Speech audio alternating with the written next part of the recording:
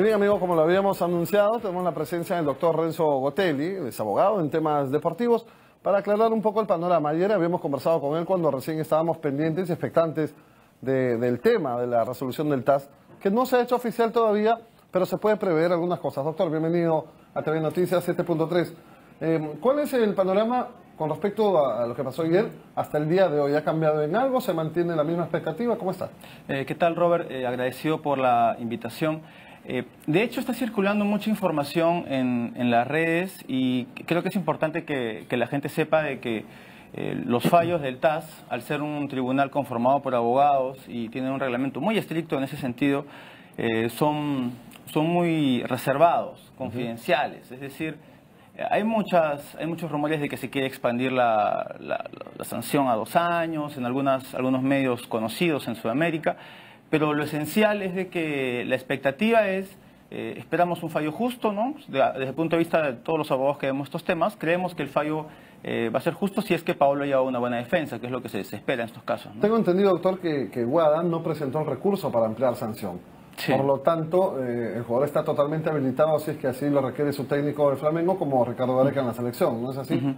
Claro, lo que ocurre es que la agencia antidopaje tiene la posibilidad de solicitar que se amplíe esta prohibición para que Paolo juegue.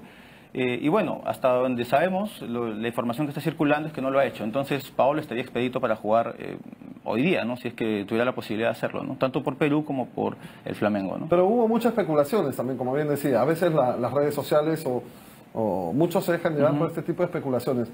Por ahí escuchaba, nos informaban que le habrían propuesto a Paolo emitir la resolución después del Mundial y que Paolo se habría negado porque quisiera jugar con transparencia y sin preocupaciones. ¿Esto puede ser verdad o no?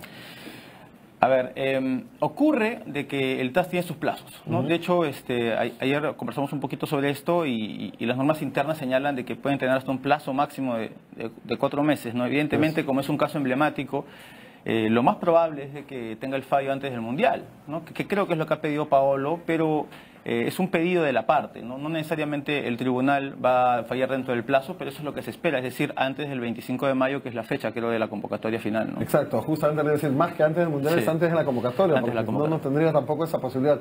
Y por ello le comentaba antes de empezar la entrevista, que al parecer ambas partes habrían pedido justamente un fallo expedito para acelerar un poco el tema de la resolución, ¿no? Y de esta manera quedaría todo zanjado y mucho más tranquilo. Sí, correcto.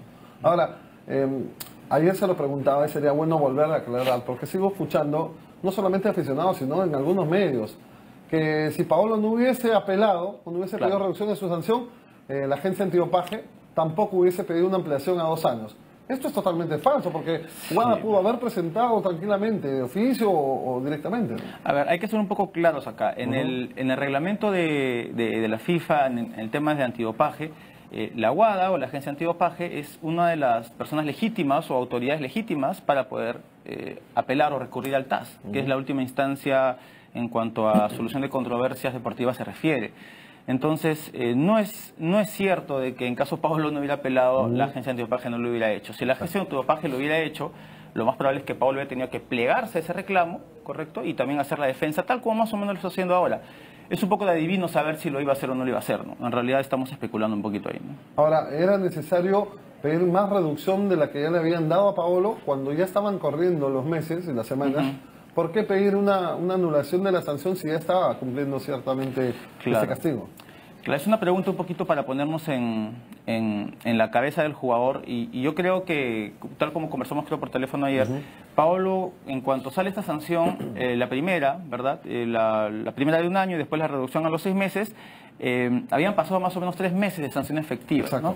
Es decir, seguramente él pensaba que yendo al TAS podía a lo mejor en un plazo menor regresar antes de los 6 meses y limpiar su imagen.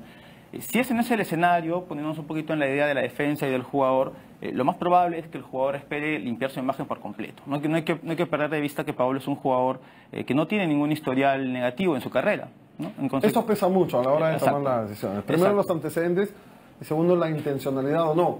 Y en esto creo que Paolo sacaba ventaja.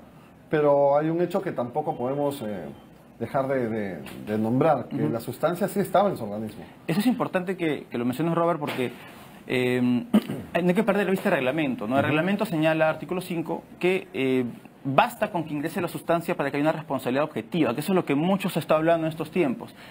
Pero cuando la responsabilidad es objetiva y no se analiza mucho qué es lo que llevó a que se ocasione esta situación, hay que recurrir un poquito a los casos similares, a la jurisprudencia. ¿Recuerda usted alguno, por ejemplo? El caso del tenista francés, ¿no? Que es el más conocido, que también tuvo una sustancia prohibida, que es este metabolito que ya conocemos. Benzelegonina, que es difícil de pronunciar. Y mejor no lo digo, lo dejamos en el metabolito.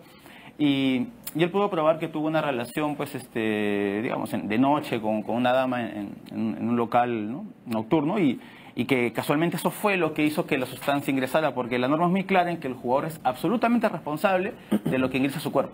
Entonces, lo que creo que la defensa está intentando hacer en este caso con Paolo es demostrar que él no tuvo absolutamente nada que ver, y con casos similares tratar de reducir o eliminar la sanción, pero como te decía, al ser una responsabilidad objetiva, a veces puede ser un poquito difícil pensar de que se llega a lo que busca Paolo, que es decir, la anulación. Ahora, en esta instancia el castigo es insubsistente. ¿Qué significa eso legalmente? De que ya no existe, pues ya no hay sanción. Entonces, yo creo que es más un tema de limpiar la imagen de Paolo.